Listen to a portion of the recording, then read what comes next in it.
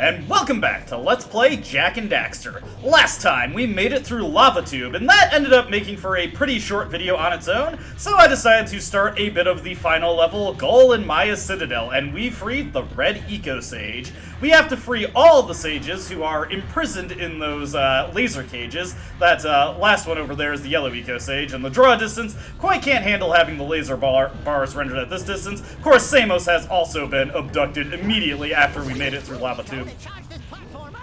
Daxter, you are so behind. We've done that a million times. Anyways, now we can make it back across this way. The only way to, oh god. Oh dear. This is gonna be tricky. I was trying to say the only way, there we go.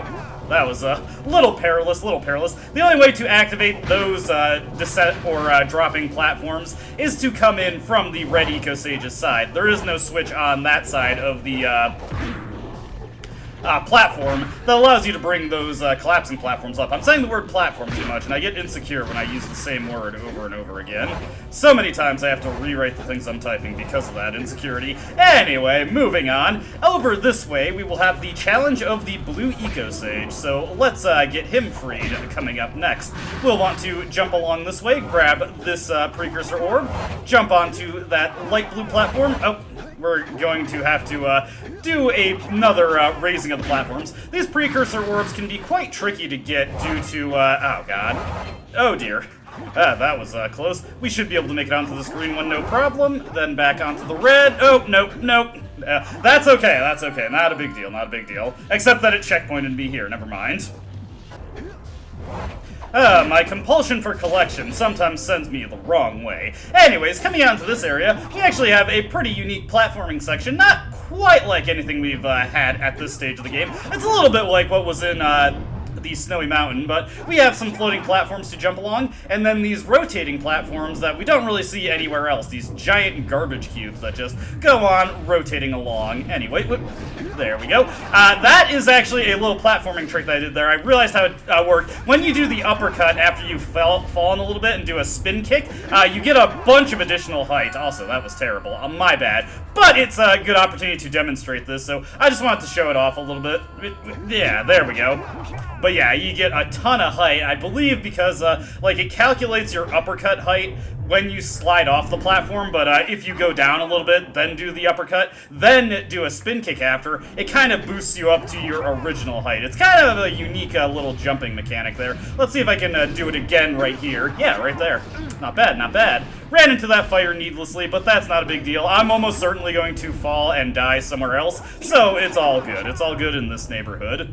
And then over here, we can just do a simple roll jump to get to this blue eco vent. This blue eco vent will power these platforms. We can go along getting some Precursor orbs here, as always. The standard reward for things. Grab this one right here, grab this scout fly, make our way across this platform, and then do, no, that was, what I was supposed to do is I was supposed to roll jump as I landed on the platform, and as the platforms were moving, my roll jump would land properly, but I grabbed the ledge, and I really shouldn't have committed to that. But you do need to make it you do need to make it across pretty quickly in order to get the blue eco charge to a vent on the other side. Anyway. Yeah, I'm pretty frustrated that I'm messing these sections up because I was just practicing them earlier and I got them on the first try in my practice. But, of course, once the record button hits, or once I hit the record button, the video starts, my competency just flies out the window. Regardless, we've made it to rescue the Blue Eco Sage, so let's break this open, grab the power cell, and watch his cutscene.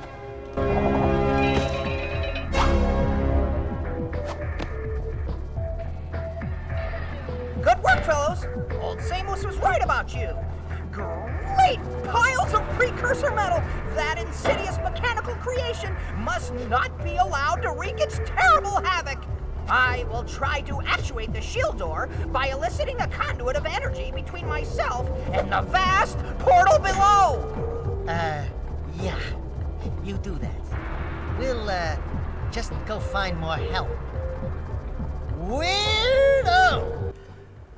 Now, I know I've heard this guy's voice in some cartoon before, an equally nerdy character, I'm sure, but I can't remember it, and it's kind of pissing me off. If you happen to know, let me know.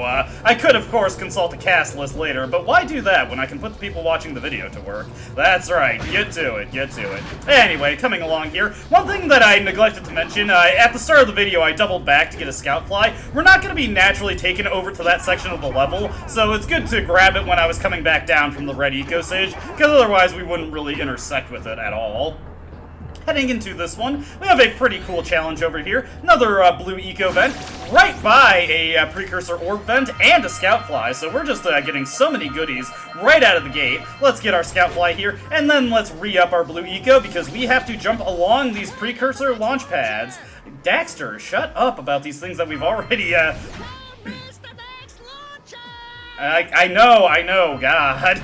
He's so quiet in the last few levels, and now he just won't shut up, and it's all about stuff we've already heard his 2 cents on. Daxter, you're so disappointing to me. Anyway, some of these pads have precursor orbs along them that you need to slide by in order to grab, and of course we also have blue eco to refill us up a little bit and make sure that we can keep making these jumps here. It is more than likely that if you're trying to grab the orbs, you will run out of blue eco before you reach the end. We'll see if we can make this one right here. I'll just jump along. Not worth doubling back for the blue eco. And I want to go to this one as it passes the blue eco. No more precursor. Oh, no. Woo, woo, woo, woo. Oh, God. God damn it.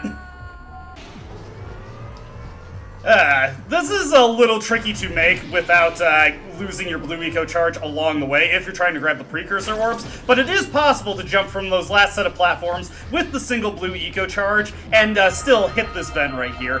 Falling and having to redo it isn't the end of the world because it's much easier to power this vent if you fall. Anyways, those are all the precursor orbs we can currently get in the level before we free all the sages. Speaking of all the sages, we can pop open this little power conduit here, get another power cell, and free the yellow eco sage.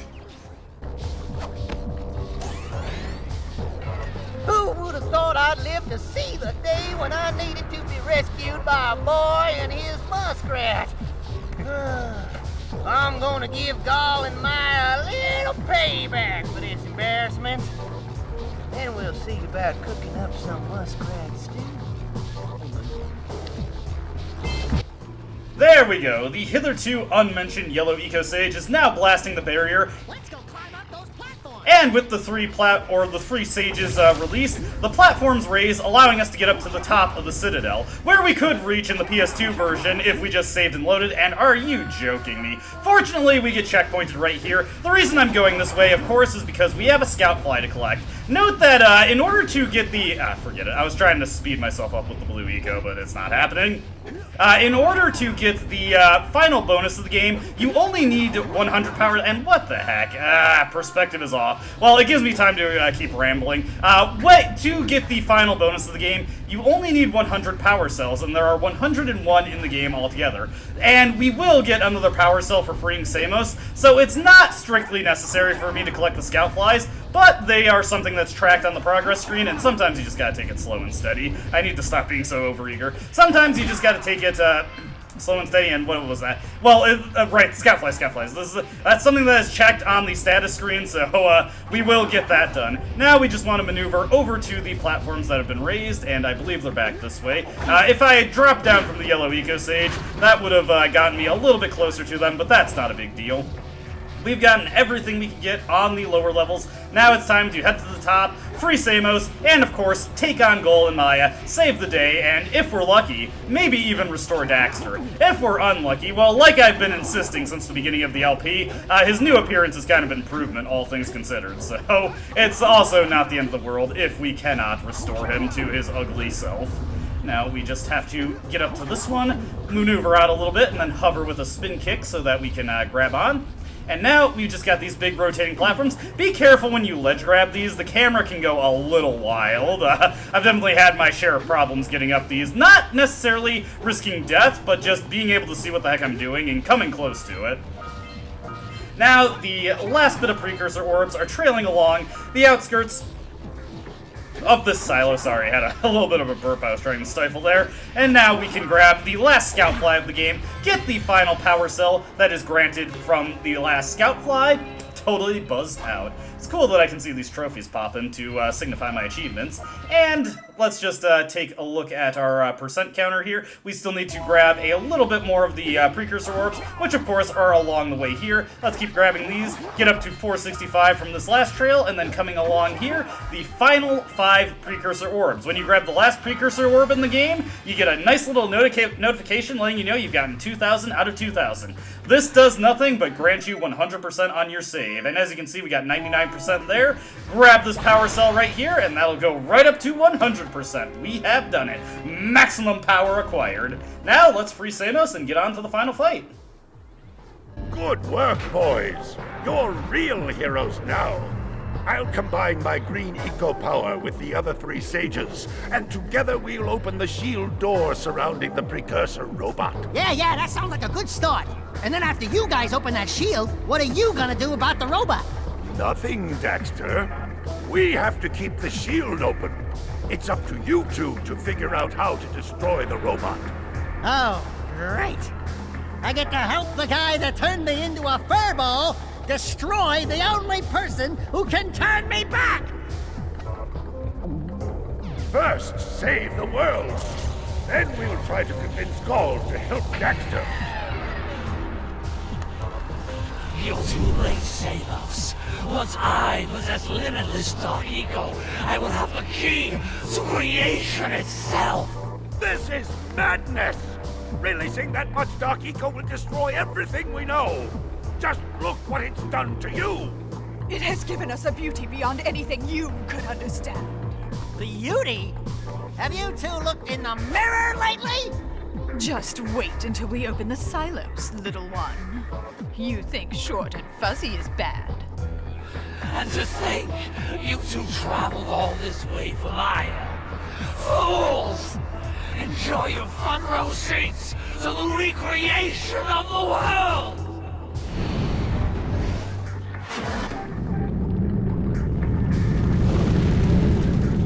Jak!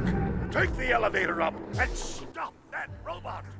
Okay, Samus, no need to peek the microphone over it, but yes, now we can get to the top of the Gol Maya Citadel and take on the Precursor robot, which seems to be a running plot thread throughout the game that they were excavating that. The Zeppelins in Boggy Swamp, what the heck? We're trying to help them, and I did not mean to go back down, whoops. And also, of course, we saw the robot in Spider Caves. I gotta say, they got it out pretty quickly after we finished up there. I was trying to go up to the final boss game. I did not mean to hit that button. I didn't even know that you could walk back over that button to go back down. Once again, learning so many new things by playing this game. But just to show off, 100% has been attained, so technically I could just end the Let's Play right here since I've completed my main goal, but that wouldn't really be a satisfying resolution, would it?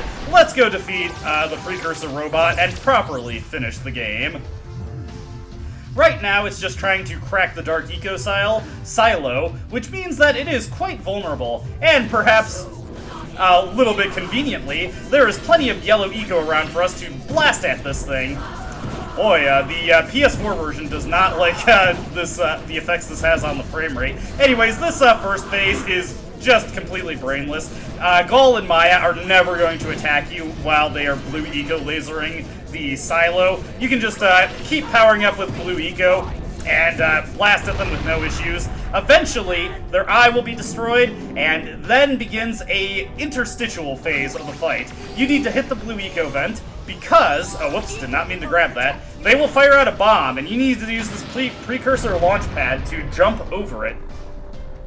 Note that the bomb will explode the moment you use the launch pad, but it otherwise has a very, very generous timer, so you don't really have to worry about it. And wow, the frame rate in this version of the game is truly abhorrent for this fight. It doesn't have any issues at all on PS2. Kind of impressive how, like, kind of impressive how the superior technology is kind of struggling with a relatively simple fight for the PS2. It's what happens, At least the graphics look prettier, right? Now, this second phase of the fight has us going up against these Dark Eco Lurkers. These guys are pure concentrated Dark Eco. Jak's kicks will not affect them at all. We need to blast them with the Yellow Eco to defeat them. Once they're down, that will prompt another bomb from Gall and Maya, so let's go around the Dark Eco vent. You want to be careful when jumping over the silo, because I did find out in my practice that if you jump into that bomb, it will blow up and kill you instantly, so yeah, don't do that. Obviously, also falling in the Dark Eco Silo itself will also result in a spontaneous death. On to this next phase here. The Precursor robot will fire out these exploding red Eco Orbs, I guess they are, that create these shockwaves. Once the shockwaves detonate, you can safely grab Yellow Eco and just start blasting at the hand from the floor. As you can see, it goes down pretty quickly. Let's Blue Eco up and get over to the Precursor launch pad. Oof, timed that pretty badly. Not a big deal, though. Now we can just launch up, the bomb will come, blow up, and we will be fine. Alright, we are on the last phase of the fight, and we'll want to hang towards the opposite side that the Precursor robot is on, due to their next form of attack. They will charge up a Yellow Eco Orb that shoots quite quickly, and if you are standing very close to them, you will likely get hit by it, so definitely play it a little safe here. Fortunately, like the last phase, we can just fire Yellow Eco from the ground, no issue, hit it real simple that way. I'm going to wait for these Yellow Eco Orbs to respawn in, and then we can move back. Let the little hop give us a bit of momentum there to get away from it. Keep blasting. There we go. Oof, I almost got hit by that one, but not quite. All right. Wait, the Blue Eco vent.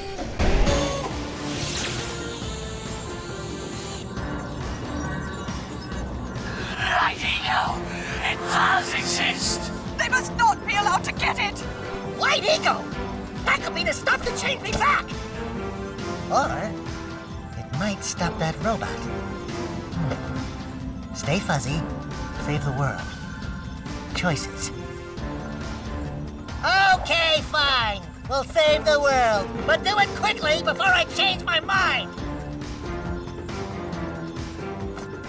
How altruistic of you, Daxter. Anyways, Light Eco is the culmination of the 4 primary types of Eco. Only the Sages can put out that much Eco. You're not really told what to do in this stage of the fight, but you just need to wait for some Light Eco to come out, run into a single glob, and the game is won. Do something!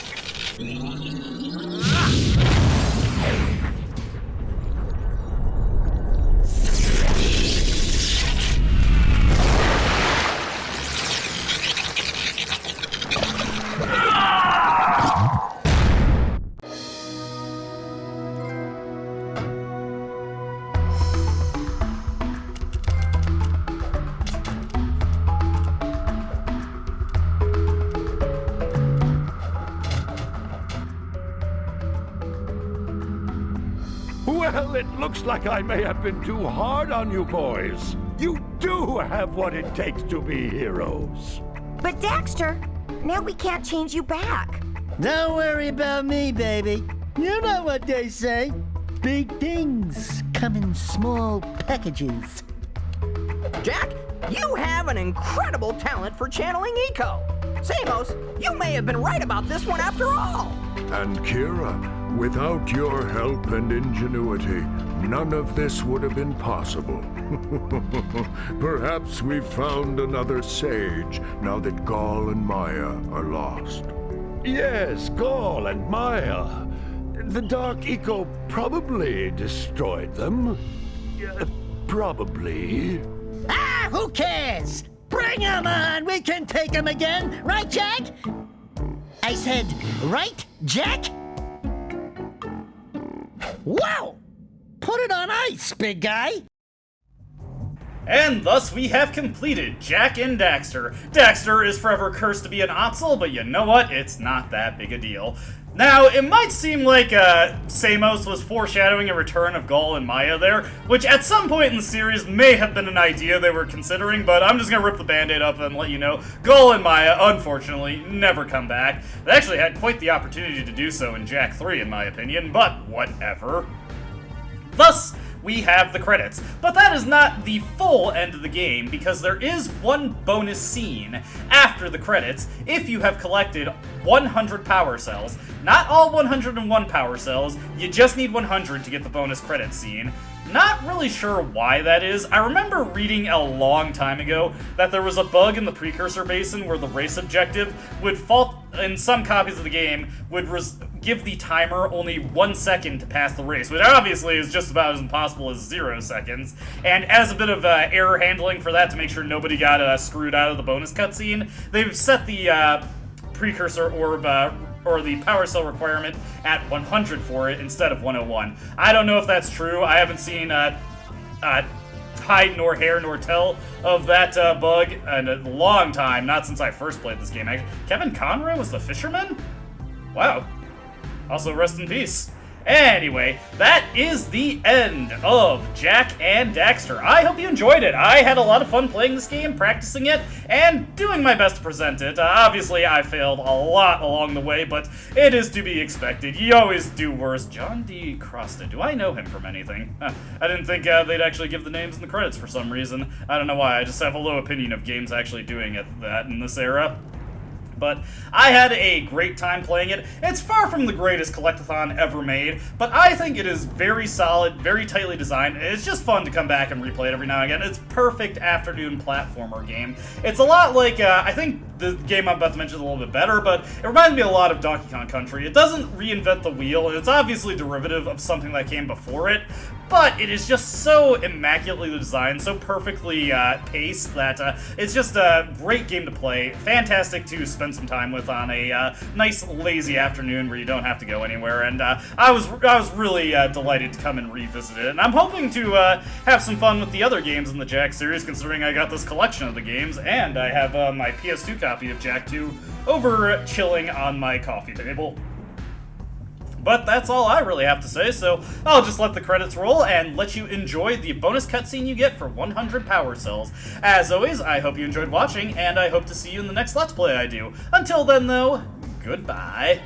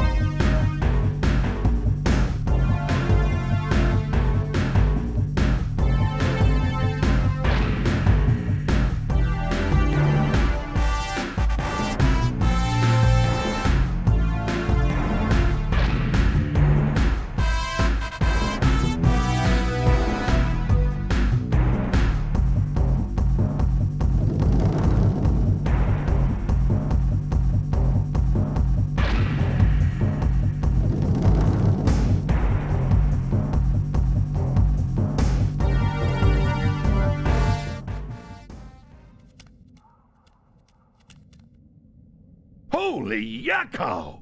What could that be? Wow! It's an ancient precursor door. It looks like it will only open if we fill all 100 holes with power cells. We're heroes, remember? We have 100 power cells.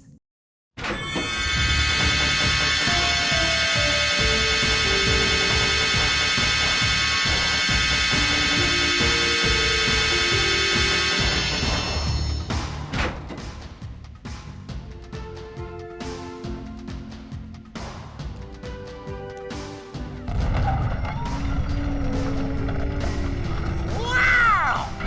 What is it? It's so beautiful. By the precursors.